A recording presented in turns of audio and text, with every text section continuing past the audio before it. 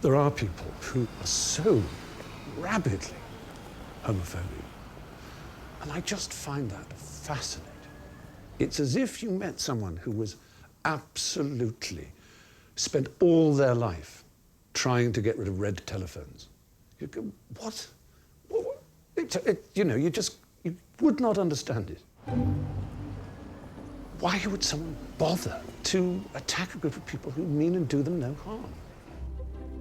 This is a series about gay people and the trouble people have accepting them. I'm good, do. How do you do? Over the last 2 years, when time allowed, I travelled to meet some of the most notorious homophobes on the planet. Signor Deputado, Stephen Fry. To challenge their prejudice and to find out where their hatred comes from. Gay people, most of them are lying about their problems. You're really not making any sense, Deputy. You really aren't. Homosexuality is fantastic. You should try it. I will arrest you. I will arrest you. But when your penis is terrorizing My someone... penis isn't. My penis doesn't do that. I also had a chance to meet some of the people who are victims of this prejudice, as well as those fighting against it. I never feel to sleep with a woman. It's a yuck. I'm born a queen. Só que eu nunca imaginei que o não vir do meu filho para casa, que ele estivesse morto. Of course, this matters to me because I'm gay. But homophobia impacts on all of us. It diminishes our humanity, and you can find it all around the world.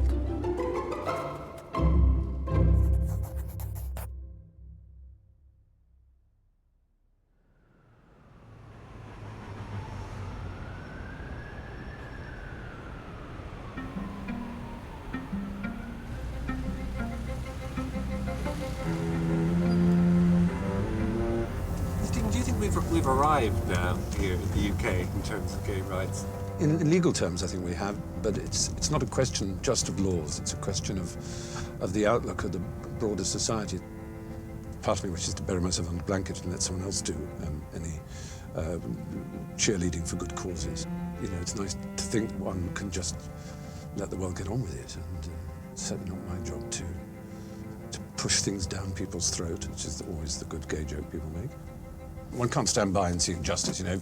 If there's another horrible case of a child hanging themselves because they're being tormented, then you have to speak out and hope things get better.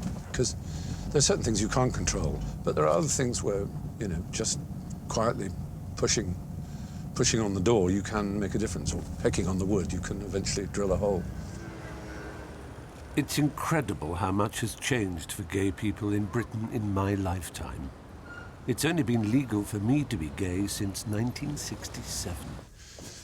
Those homophobes are wrong. You can have Adam and Steve.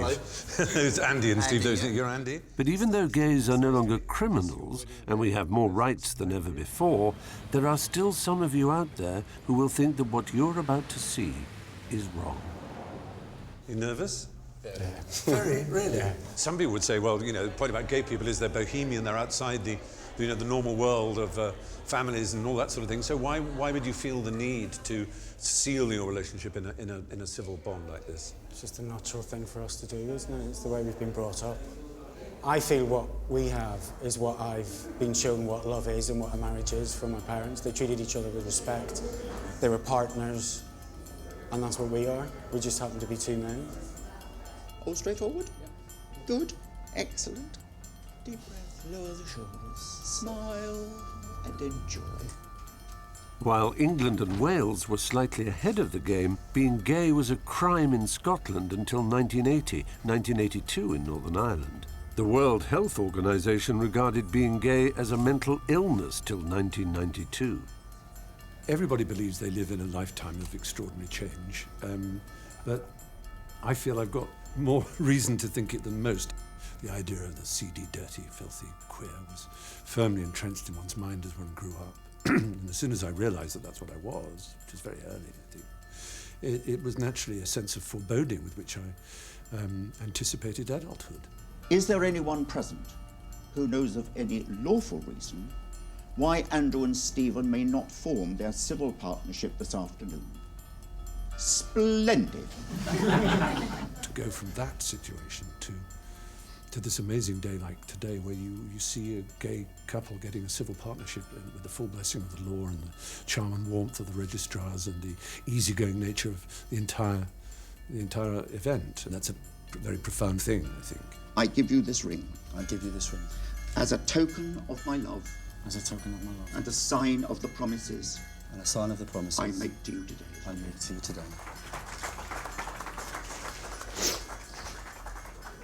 Oh, yeah, I can't help it. When you see this sort of ceremony, you see the hundreds of years of prejudice and hatred that went before. And it's just, you're crying with happiness, really.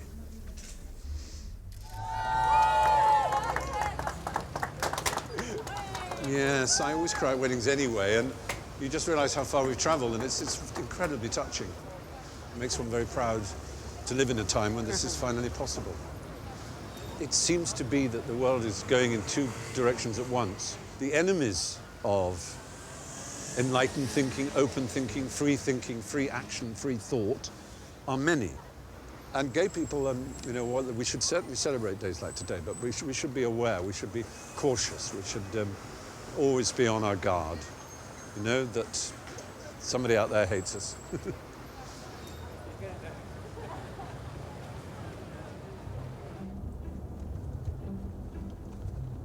The fear that people hate us makes coming out difficult. For me, as a teenager in the 1970s, it was a terrifying prospect because there was still so much shame attached to being gay. But then, in '76, something inspiring happened. One of the most famous and successful pop stars on the planet risked it all by going public and saying, "There's nothing wrong with going to bed with someone of your own sex." It was a game-changing moment for me and countless other gay teens who had locked ourselves away in the closet. Well, hello. Hello. Très bien. Welcome. Well, thank you so much. Nice to see you. Wonderful to see you. Come in. Thank you. Thank you. Come on, you. How early on did you realise you were not as other girls, as I like to put it? It took quite a while. I mean, I grew up in the 50s when nobody talked about sex. And the first time I had sex was when I was 23. Really? With anybody. Yeah. And it was a man. The thing was, I thought everybody in the industry knew. And you know, when it came out and it was the cover issue of Rolling Stone, it really didn't hurt my career that much at all. No. People burnt my records. But I think you still but it wasn't really, there was no seismic shift. And so you were mutually drawn as well. Did you have a boyfriend at the time? Had you had a boyfriend? No, Elton is my first real relationship. The first 6 months, we took it very slowly and very carefully. Yeah. I mean, I had to come out to my family, because I wasn't out to my family. I had to go home at Christmas and say, I'm gay and I'm in a relationship with Elton John, which is coming out like a exocet missile. That's the first cheat. One of the second. The relationship was blossoming until the point that civil marriages became, or civil partnerships, I should say, became possible, and you were the first notable couple. We did it on the first day that we could, on the 21st of December. We did it really to make a political statement, but the actual service and the actual occasion was so moving that it really changed our relationship. We did it for symbolic reasons and then had this tremendous sense of contentment afterwards. And now that we've taken on the responsibility of raising a child together, I couldn't feel any closer to Elton than I feel right now. There are those in the public eye who have said that, you know, a true family should be a man and a woman and a child, as in the usual conventional way. That I don't agree with at all. No. You can't get everyone on your side, and we don't need, you know, we just want to be good parents and prove people wrong. And I think we will, but I mean, you can't stop that kind of stuff. That's right. It's all about equality. Yeah. I think everybody in life deserves to be treated equally, regardless of who they are, what they are, who they love, where they come from, age, color, sexuality, sex. Yeah. And indeed, I would say with absolute assurance that there are, in Britain alone, many, many, many gay couples and gay individuals who feel probably validated by your status for all kinds of reasons, the dignity, the obvious authenticity, and the fact that you speak out, both of you, has done a lot for individuals.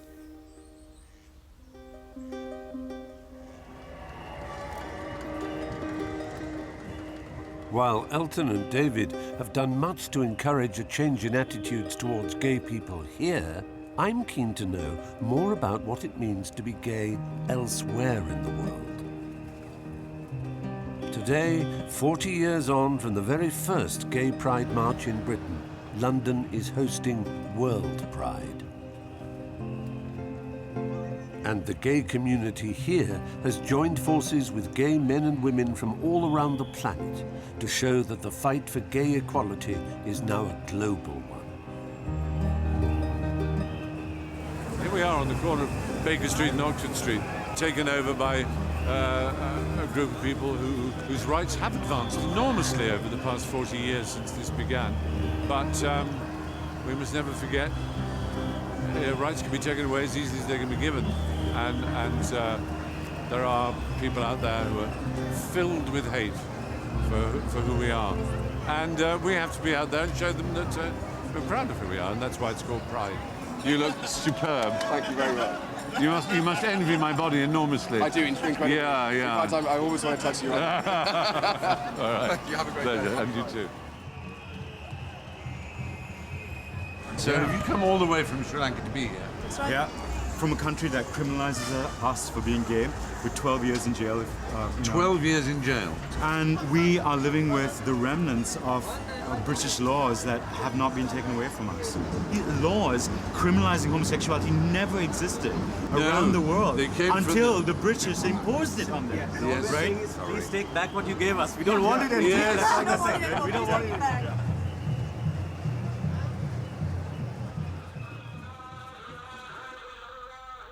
Of the 84 countries that still criminalize homosexuality, roughly half are ex-British colonies using old British laws, though none of these are among the 5 that currently put gay people to death. This is Iran, and there's some boys being hanged by the neck till dead in the usual way. It's a sort of mass hanging, again, for the crime of apparently having slept with each other.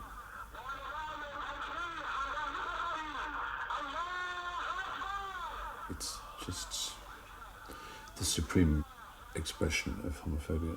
If anti-Semitism can lead to Auschwitz, homophobia leads to this. The sheer...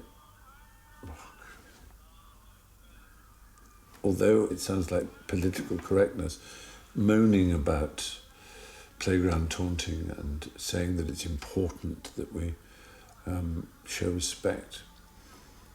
This is why.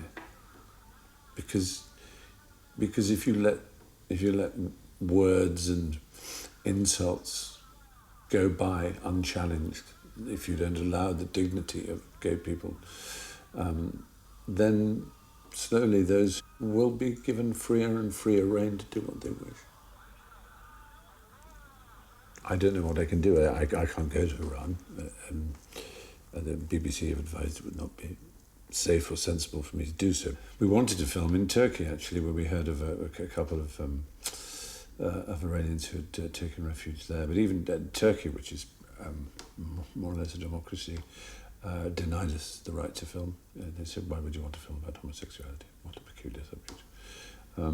So instead, I'm going to talk to someone who comes from Iran and is here seeking asylum, terrified of going back home, where he may well be killed.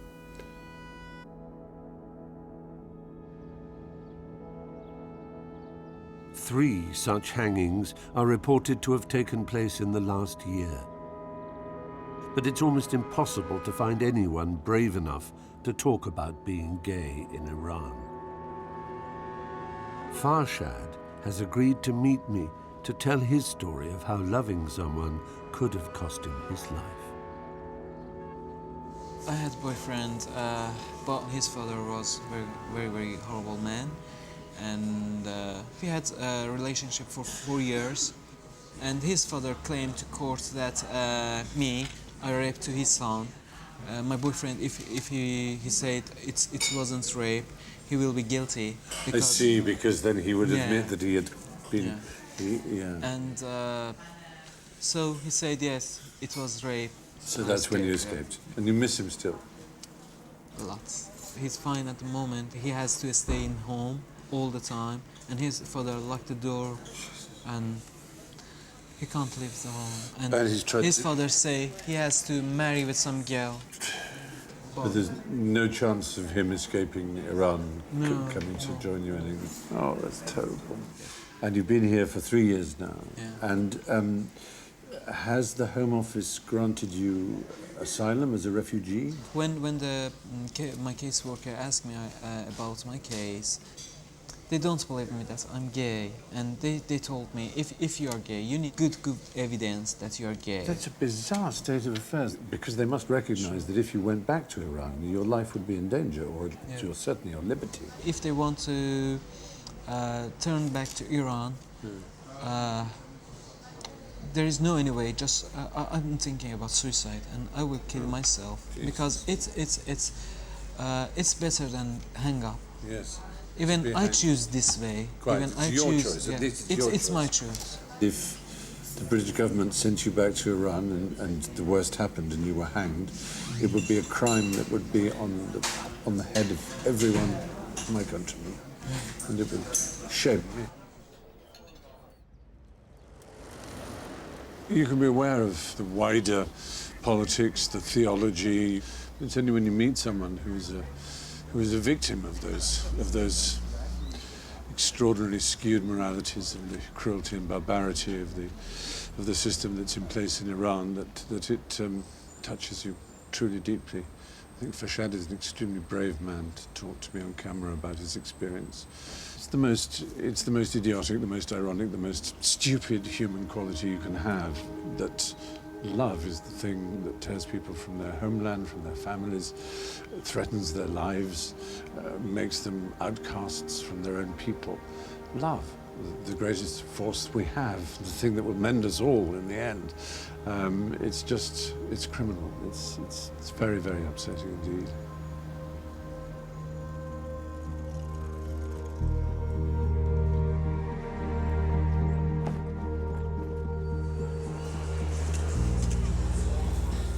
For me, it's not enough that my country might offer sanctuary to gay people persecuted by their own governments.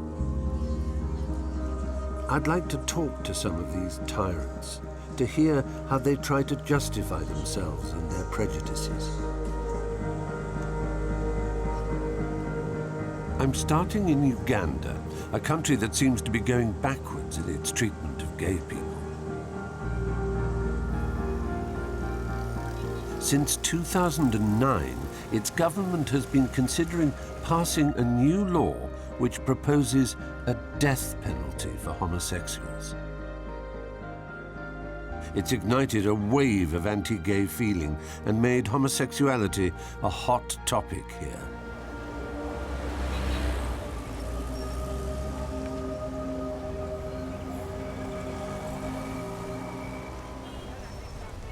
I've been invited by Kampala's most popular radio breakfast show host to debate the issue. Stephen Fry here to see Fat Boy.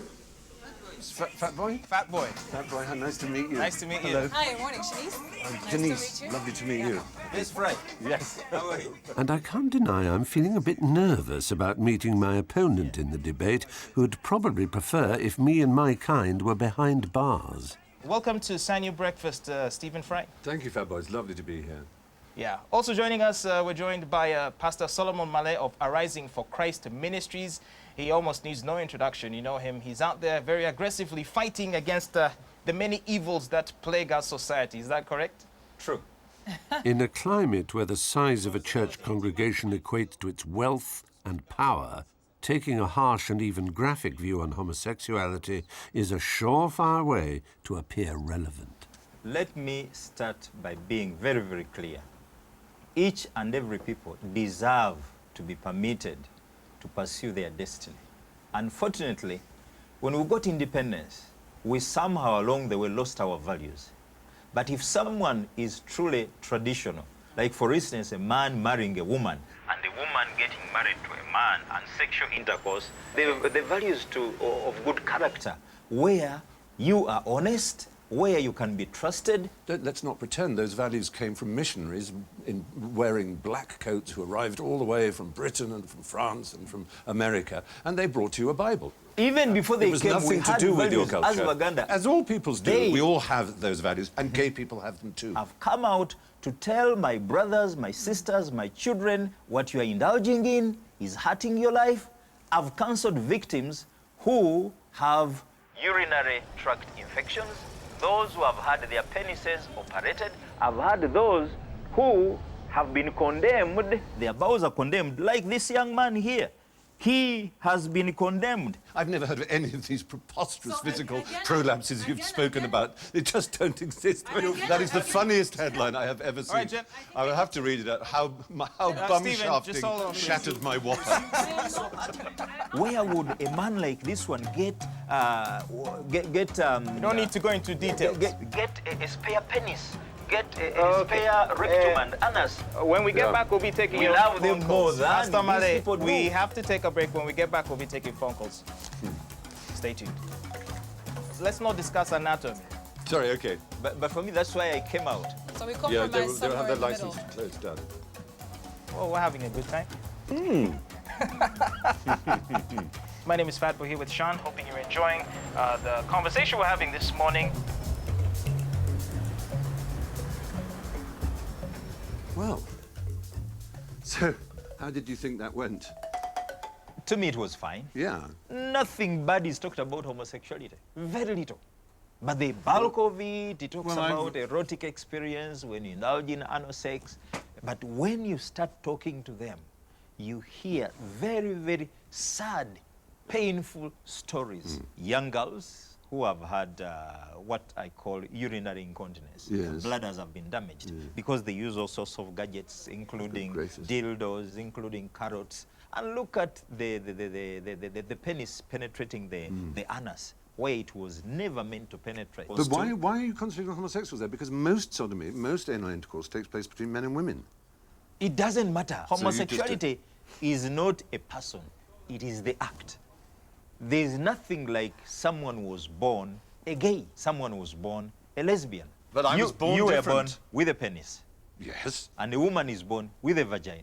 Yes. The penis is supposed to penetrate the vagina, not the anus. So you say? It's simply perversion and I don't know foolishness. why you're obsessed with anuses. I'm not interested in anuses. No. I am telling you, fry. Eh? But you're obsessed with You anuses. see, when I'm you not say interested in anuses. I'm interested in men I fall in love with. When and you not say- with anuses. Can't you understand? No, It's about love. No. You are It's so base not and materialistic. love. But when your It is penis love. is sterilizing my someone... penis isn't. My penis doesn't do that. Rupturing I'm the not anus. interested in sodomy and buggery. I am not interested. So forget about it. Fry, You're just Fry, so perverted. Fry. All you care about is penises and vaginas and anuses. Can you listen You're to so me? sick. Can you listen to me? I have been, and it's been You a say you real were born lesson. gay. Yeah. You say you were born. Yeah. Were you able to recognize that on the day you were born? Of course I didn't. That's a joke. Now, why are you lying that you were born gay? I wasn't. Oh. When did you first have homosexuality intercourse? I've never had it. In your life? Never. You've Most never? gays don't. You're obsessed with it. That's what I keep telling you. All you can think of is anal sex. So you've I'm never... not interested in it. Wait. You've never had a partner? Yes. But we use fellatio and mutual masturbation and intercrural sex, such as the Greeks did, but not penetrating the arsehole. No, but... You're the one who's obsessed with penetrating the arsehole. No. Your obsession with sodomy, it says something very peculiar about you, if I may say so. It's quite extraordinary. No, but... It's the most peculiar thing. You are not using your penis the way you should have used it. Oh, it's not up to you to tell me how to use And my third- penis. My penis was there to give me pleasure. And Under the mate- cloak of caring, you have designated homosexuality to be a vicious, perverted disease that causes all kinds of bizarre anal and vaginal and penile... No. You know, you have this, all homosexuality you've is not a discussed about. disease. Well, It's no. not a disease. Well, it's an addiction. There's a difference It's not between an a addiction. disease. Okay. You learn it, and then you get addicted to it. I know what these people do. These people. I know what these people do. They are the homosexuals. What they do. Oh, you are so... Marley's attitude towards gay people makes the prospect of a law that would execute us chillingly real. But it's reassuring to find that some Ugandans have a different take on the issue. You were very hostile, Pastor. No. Well, fat boy. I don't know how Wow. you thought that went. How did that go? Interesting, I think is the word. You must, I'm assuming, know some gay people. I know many. Yeah. My own position, Steve, is actually that I want the bill to pass. It's because it's so ridiculous, you mean? Yeah. That's interesting. And it's going to achieve the opposite effect. You see, if it ever were to pass, it would simply be unenforceable. If it were ever brought before the courts, chances are it would be challenged and the law would be at high risk of being repealed even. Yes. And so I actually want it to pass for That's that very reason. good thinking. I like that. I like that. And they'll have to contend with the fact that, okay, no matter what legal measures we take, it looks like these people will always be here. Yeah. And most people are just going to be like, okay, you know what, let's just move on. There's other things to think about in life. Well, it's wonderful to talk to you and get us some clear light on this. What you've told me has taken the slightly sour taste out of my mouth. Dear Pastor Male.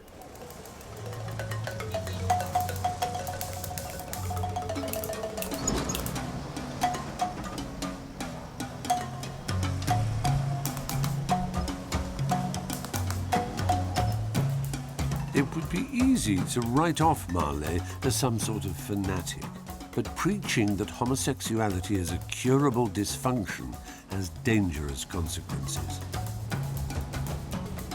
I'm on my way to meet Stosh Mugisha, a lesbian who was raped when she was just 14 by a farmhand who believed that this would cure her.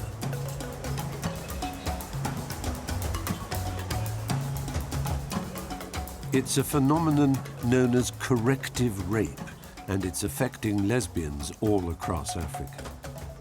Stosh is one of the few brave enough to share her story.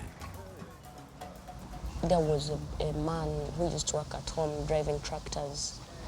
He would find me touching girls' pussies and all that. He said, I want to show you how to play with boys. And then this guy grabs me, I was putting on shorts, and he tore it and he penetrated me with his penis. And it didn't take long. This guy just got out of me and I was bleeding. I just cried and this guy kept telling me, that's how you have to play with boys and all that. I was sad and I don't know what happened later, but I found myself sleeping and crying in my sleep. When my grandmom came around, I told her Saddam forced me, he was called Saddam, forced his penis into me. He's like, but you always play with them football. Man, you chose to. And they left it just like that.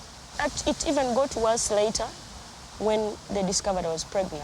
So this one single rape made you pregnant? Yes. I didn't even know the word rape by then. Really? They took me to the hospital, they injected me. So they forced an abortion? Yes, 1996. I went for a checkup and I found I was positive with HIV and AIDS. And this was the only sexual act that could have possibly, the only thing that could have given it to you was this single, brief, hideous rape when you were a young girl of 14. Yeah. You know, I had nothing, I had no say. I couldn't say anything, I couldn't.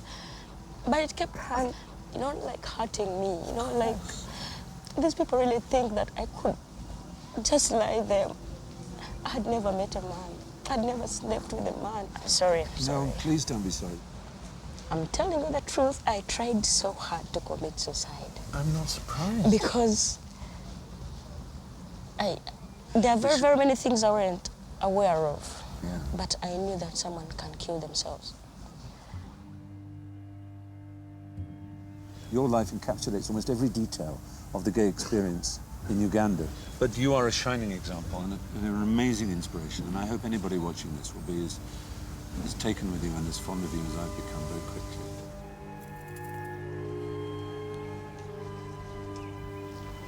How traumatized would a child be to be raped in order to cure them of their inner feelings, which is just insane, makes no sense whatsoever. And in that act, impregnates her with a child and with HIV. It's almost beyond the realms of the gloomiest fiction you could imagine. to meet someone who can live through it is really extraordinary. This is where the grotesque figures like Pastor Marley stop being funny, because it's their rhetoric that builds up to this kind of thing. It really is.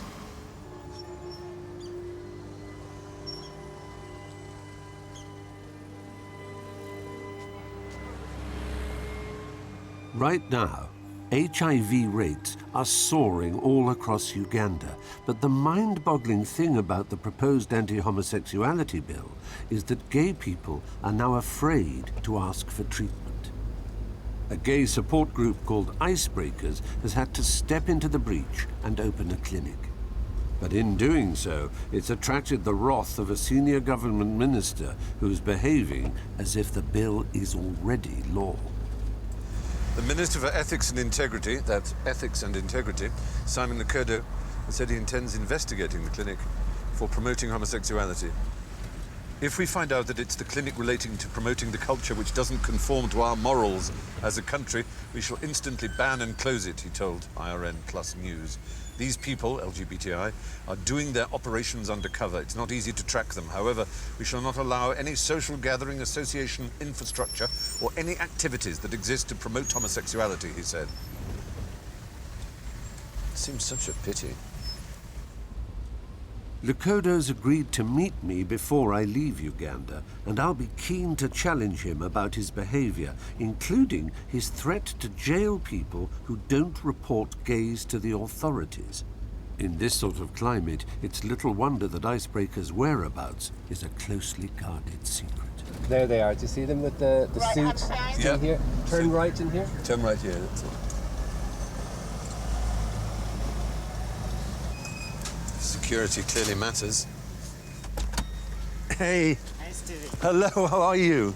Nice to see you. Nice to see you. Yeah, so this is your clinic. This is Icebreakers. Icebreakers. This Icebreakers. The research center, it has a clinic and everything all in one gate. And I noticed you've got this gate and it's secret, basically. You try not to let the government know about it. No, there's no post, just everyone thinks it's a home. So you rely on a network of LGBTI people to inform each other that there is this place if they want rapid testing or they want advice on sexual health and things like that. Yes, that's what you do. It's a network. It's kind of underground, but everyone knows exactly where to find us. The bill, as it stands, you have 24 hours to report somebody being gay, and if you don't, you can have a huge fine or imprisonment. If this got passed into law, you would apparently be breaking the law.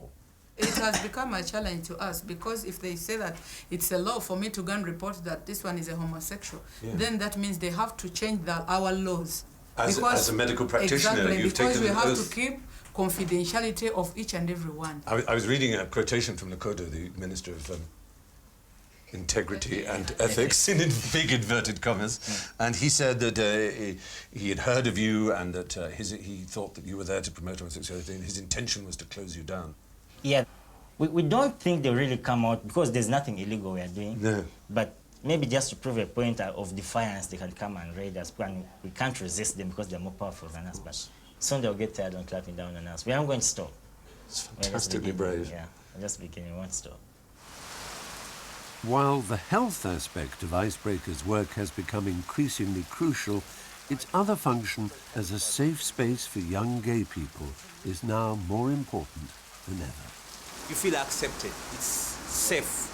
You can be yourself. You can talk about your relationship, how you feel, and talk about the way we dress. Yes, yes. You know, besides what we do with our community of telling them about HIV and all that, we really still come here because we feel safe, we feel accepted here in this environment. What's so revealing is that the insane homophobic people who drafted this bill are convinced that everywhere is a conspiracy of, erotic orgy. And in fact, what you do is talk about friendship, and feelings, and love, and fashion, and gossip. It's not about sex. I don't know why they're so obsessed with it. They are not ignorant, and they know perfectly well that gay people pose no threat to the children and families of Uganda. Yeah. They know perfectly well that gay people don't recruit. So they are deliberately telling lies to make themselves popular and to make their voices loud. Exactly. It keeps them going. Yeah. It keeps their business thriving. Shameful. Very Truly shameful.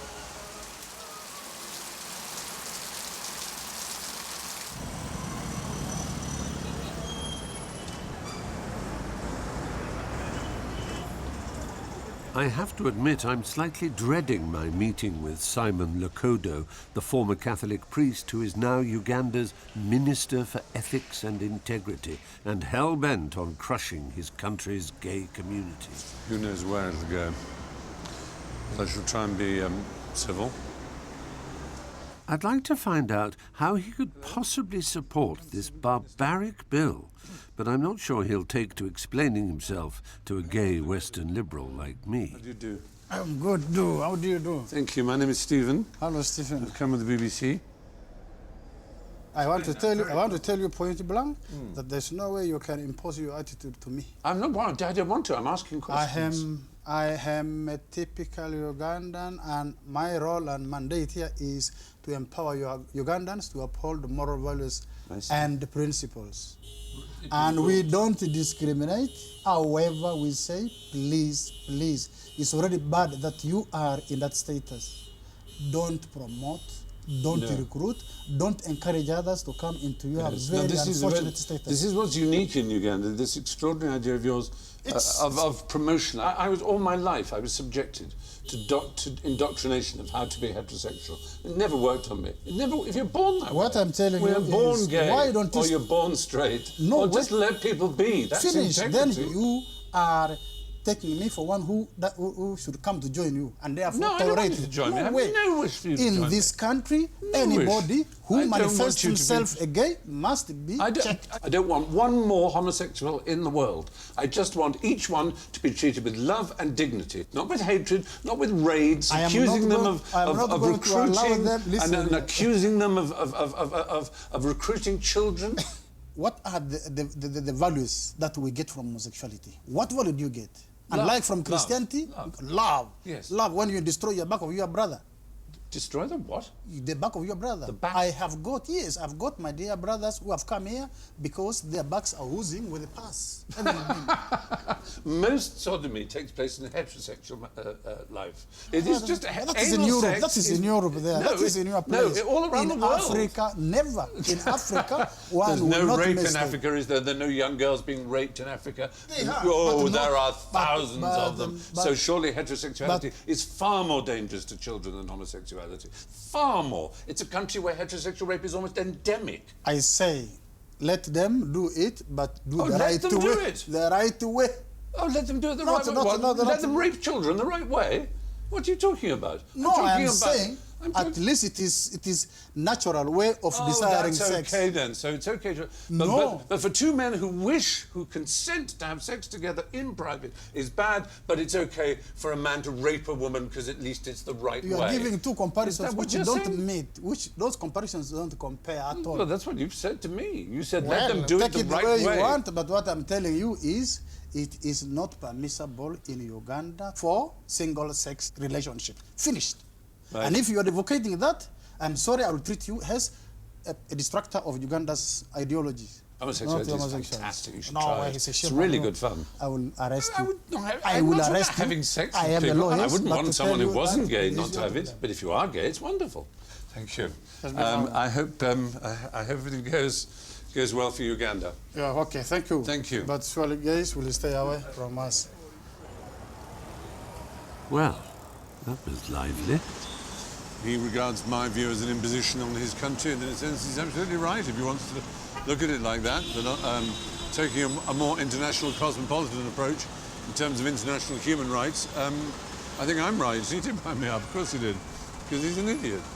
You know, this idea that we recruit and promote it is the only one they can use to convince the ignorant that somehow homosexuals are a threat, because there's no other way they are. It's just so dishonest, so wrong. I'm none the wiser as to what's really behind Lokodo's hatred of gay people. He just kept repeating his mantra about promotion and recruitment as if being gay is something you can talk people into or out of. Perversely, the philosophy that underpins this twisted idea comes from the land that gave birth to gay liberation, and that's where I'm heading now.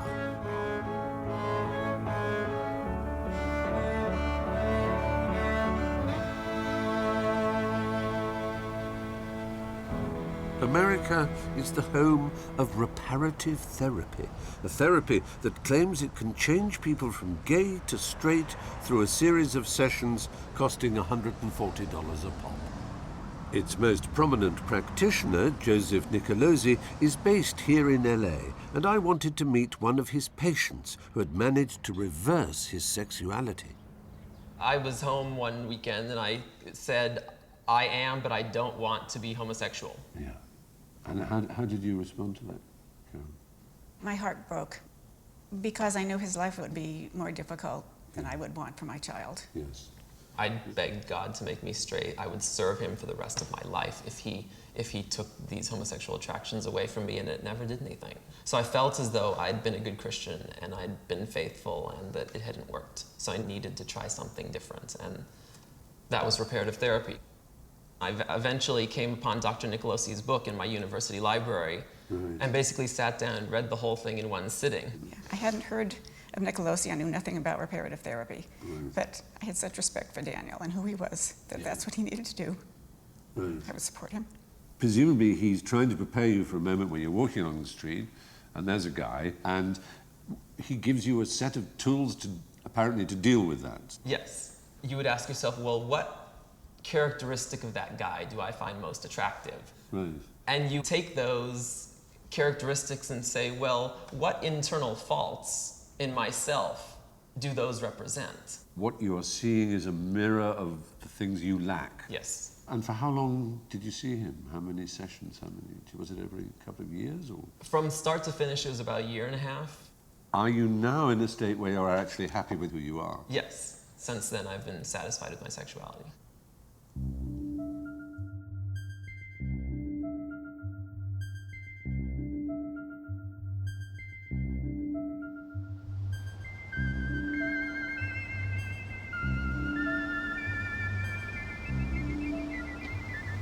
Well, I'm off to see Dr. Joseph Nicolosi, who is the director, I believe, of the St. Thomas Aquinas Clinic and one of the founding members of NARTH, which is the National Association for Research and Therapy for Homosexuality. He uses the rather confusing phrase, gay people can come out of their homosexuality. They can come out of their coming out. And naturally, I'm not disposed to favour him, but I'm going to let him say what he has to say and listen to it, and I'm not here to have a fight. It's really just to see whether he really thinks there is something scientific underlying his work.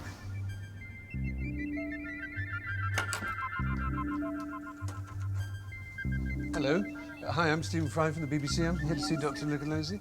Thank you very much.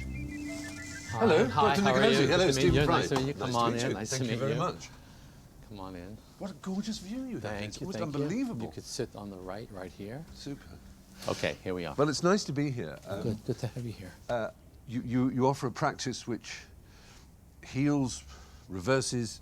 I don't know how. I just like to know the vocabulary you prefer to describe the work you Resolves. do. Resolves. We resolve the conflicts that are behind the homosexual attractions. Right. That's what we do. You're pretty much of the opinion, I assume, therefore, that homosexuality is a nurture. That's right. We Right. believe it's based on trauma.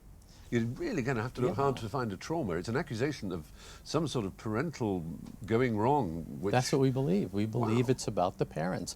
The boy does not disidentify with the mother and does not bond with the father. We don't believe he was born gay. If tomorrow a gay gene is discovered, you're going to feel a bit silly, aren't you? No, I won't feel You silly won't? at all, because they will still have to explain all the homosexuals that were successfully treated. Would you say that you have a kind of percentage that you can demonstrate of success-failure rate? We say a third, a third, a third. A third no change, a third significant improvement, a third cure. Is there an age at which? Well, we're getting more and more teenagers, more and more adolescents. I would say about maybe 60% of our clients now are teenagers. Parents call up in a panic because they found out their son is looking at gay porn. And of course, we have to get him into therapy.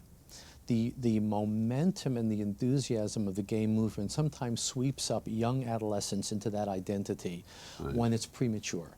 Imagine I'm coming to see you, Joe, to explore the possibility that I might find my inner straight person, if there is such a being. Sure. How would you begin? What is the therapeutic process? Many of these clients are able to trace their traumatic origins back to the father. My father never cared about me. My father never loved me.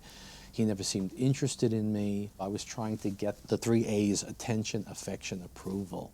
Right. And those emotional needs became sexualized. The thing that puzzles me, because I can't picture it in myself, is when you close your eyes and masturbate, what images come into your head?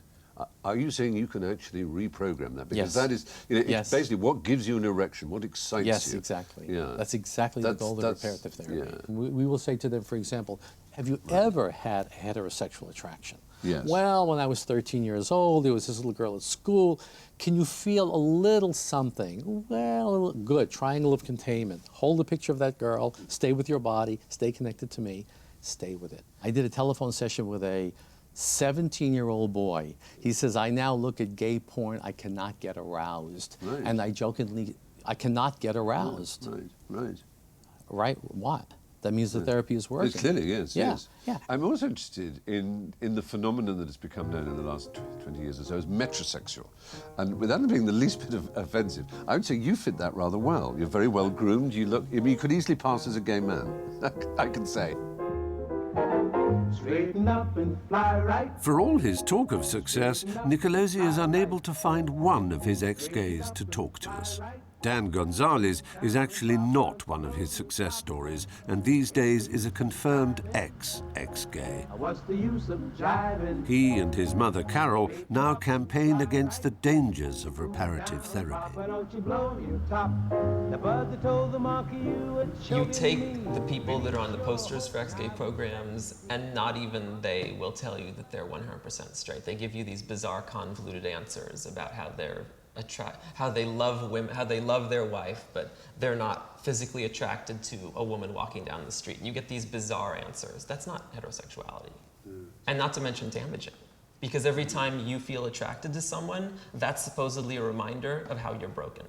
And what it doesn't cover, for me and for most gay people I know, ultimately being gay, like any other part of being human, is about love. Was that ever addressed, the nature of love, or was it always just about sexual attraction and how you get rid of that? It was always just about sexual attraction and how you get rid of that. And I came to the point where I realized there was nothing wrong with it, and that I didn't need to change, and that I couldn't change. Did that mean also that you had to abandon your faith? I had to abandon my faith. Right. Can I ask, on personal matters, have you had a partner, or do you have a partner, and are you happy? I'm single at the moment, but I have dated and had boyfriends, yes. Yeah. Nice boys, you like them? Oh, yes. Daniel has good taste. Yeah, I'm sure he does. I'm sure he does. What is your feeling, all told, would you say, Carol, about Dr.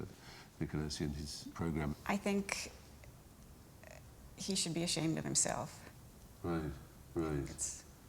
I can see you are angry about it, yeah. Reparative therapy makes the assumption that being gay is a problem for which families are somehow to blame. But for me, this is an argument that just doesn't add up. I have two parents whom I completely adore.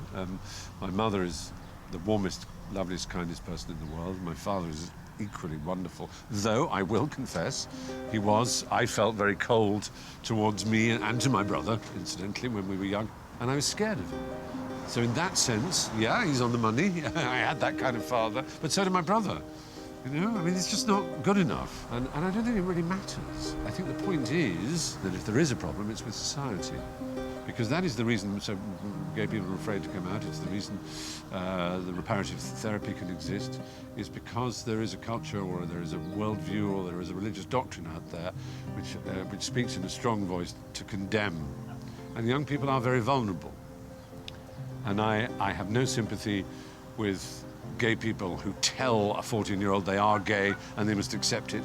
But I have no sympathy with one who tells a 14-year-old that they're not gay and they must accept it. It's bad enough being adolescent most of the time than to have interested parties from either group trying to recruit you.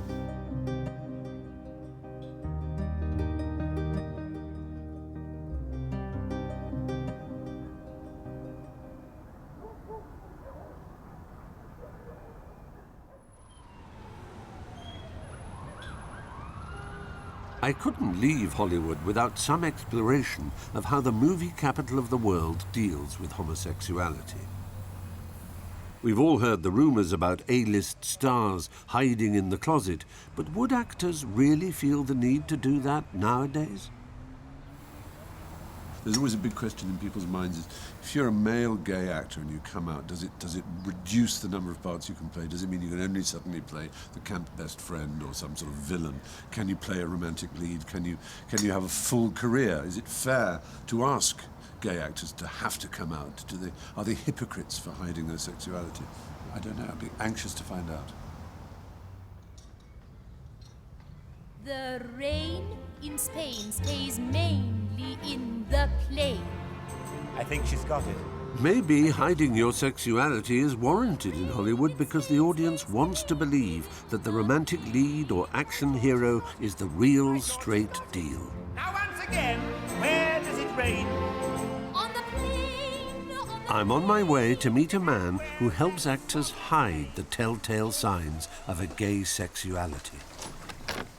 Hello. How are you? But I'm most curious to know about the psychological impact of a life spent peeking out of the closet. Well, no, one of the things I know you do, which is fascinating, is that you help actors who feel that their voices are, as it were, perhaps a little too camp, and they feel that's holding them back in terms of the amount of work they can get. Well, you know, sometimes they come on their own. Sometimes it's a producer, agents, managers. We're not getting the jobs that we think we should get. Right. It's just like teaching an accent.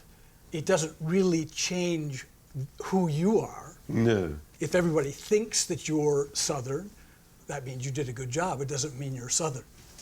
Today, Bob is seeing a new client called David Ross, a former member of British boy band Bad Boys Inc., who's now trying to carve a career in Hollywood. Tell me what you'd like me to help you with. I think the main thing that I have going on is that I'm constantly self-monitoring, and I really thought that it was to do with my career and being in a band. I used to be in a boy band and was told that, you know, I couldn't act a certain way or talk a certain way. What did they say? You can't do what? Oh God, I couldn't walk down certain streets. I couldn't flick my hair a certain way. I couldn't, obviously couldn't talk about certain things. So tell me what you'd like me to help you with. Just being so self-conscious. I mean, obviously there's an element of self-consciousness to being an actor and being a performer, but, you know, if I cross my legs, is that too English or is that gay? I mean, I don't know. You know, I can cross my legs like this, or should I cross my legs like this? I just. Well, what do you think? I think it should be like this, or I should at least sit like this. For what? Why would it be better that way? Just so you seem more straight, which seems ridiculous. Well, you don't seem particularly effeminate. I don't see a big physical problem. I mean, I know it's easier to say than to do, but I think you need to come to peace. Yeah, so you're a member of a boy band. You were managed by someone who obviously didn't want you to come out. Didn't want you had girl fans and you were a huge success. And I think it's the residue of that you've still got with your acting, isn't it? Yeah, absolutely. It's what comes with being in the public eye and being in the closet. You just felt fake all the time. It's fascinating, and I feel very honoured that you've come and been on camera talking about this to us, because that's in what kind of way is coming out.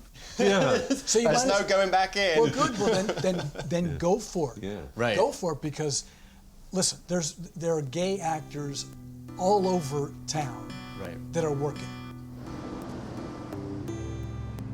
While Bob's probably right, I think many of these actors are still choosing to live in the closet. But there is an actor in this town whose coming out could be a sign that things are changing in Hollywood. Neil Patrick Harris now lives an openly gay life with his partner and their surrogate twins. Yet in How I Met Your Mother, he continues to play perhaps the straightest and most prolific womanizer on American television.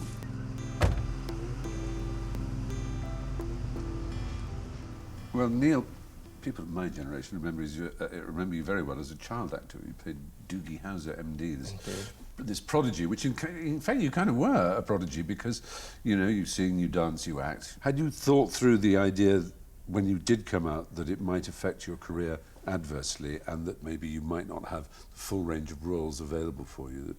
It would be idiotic of me to say that that hadn't crossed my mind or was a concern. You know, if you're on a TV show or an action hero in a movie, you know, people with billions of dollars are hoping that it catches on in a way that makes them billions of more dollars. Exactly. And so they're cautious, and I get that. So yes, if you're super campy and fey and effete and want to play the football quarterback, it's not going to happen. I could see you getting upset that you're not getting cast in those parts, and it's probably because you're gay. So you, as it were, got away with it being almost a yawn from the public rather than a kind of shock, which must have been a relief, I should imagine. Very much so. I was anticipating outrage, and in turn I got indifference. And I was like, wait a second, didn't you hear? So I suppose all eyes are on you in a way because of the fact that you seem to be breaking this image people have that gay actors can't play straights. You've not only done it once, but you've got more films coming out in which you're doing it again. So, you know, are you conscious of this? Do you think you might be changing the world? At the end of the day, the things that I've currently been in and are about to come out and make a lot of money, then all of a sudden it'll look like I'm this gay actor that can play straight roles, and I'm suddenly that guy. But if one of the movies flops, then all of a sudden it looks like, oh, see? Yeah. I like to give people more credit than to think that they're just gonna watch me and think about sodomy. Absolutely. I hope I can amuse people more than that. Let's hope. But I'm not in control of those kind of things. Neil's optimism about the movie going public is encouraging, and I guess with his films due for release in the coming year, we'll soon learn if the world's ready for an openly gay actor in the role of a straight leading man. How we react to the films may also tell us something of how society as a whole sees its gay community. For all its faults, Hollywood is a pretty accurate reflection of the way most of the world is looking. And the fact that they can have actors who are openly gay, openly camply gay, is not something you should thank or congratulate Hollywood for. You thank and congratulate the culture that Hollywood recognizes, accepts things like that. Hollywood is the thermometer that is thrust up the anus of the world's sensibility. Things do move forward. It's 3 steps forward, 2 steps back, but in the end it is always progress. People learn. I want to be a man cub, and stroll right into town and be just like Next time, I'm in Brazil. At the biggest gay celebration in the world. I travel to India, where they're celebrating the end of British colonial laws which criminalized gays. And I'm in Russia, where life for gay people is taking a turn for the worst. Look at Putin, look at Dobby the house elf, and remember that's all he is, a little house elf.